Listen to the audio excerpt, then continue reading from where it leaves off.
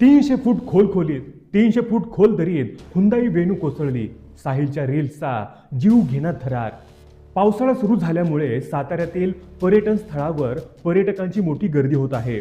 मात्र सोशल मीडियाच्या नादात काही जण स्वतःचा जीव धोक्यात घालत असल्याची धक्कादायक घटना समोर आली आहे.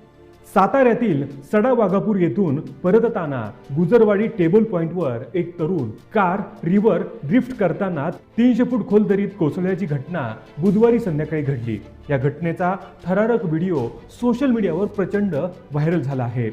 सडा वाघापूरचा उलटा धबधबा पाहून परतणाऱ्या साहिल जाधव वय 20 राहणार सातारा या तरुणाने आपल्या मित्रांसह गुजरवाडी टेबल पॉइंटवर थांबून फोटो व व्हिडिओ सेशन सुरू केले होते. यावेळी साहिल आपल्या हुंदाई वेणू या एसयूव्हीतून रिव्हर्स ड्रिफ्ट करत होता. त्याचा मित्र हा सारा प्रकार मोबाईलमध्ये शूट करत होता. पावसामुळे रस्ता निसरडा झाल्याने गाडी अचानक घसरली व थेट खोल दरीत कोसळली.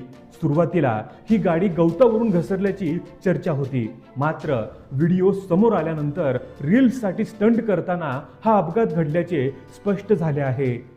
या अपघातात साहिल गंभीर जखमी झाला असून त्याच्यावर खासगी रुग्णालयात उपचार सुरू आहेत.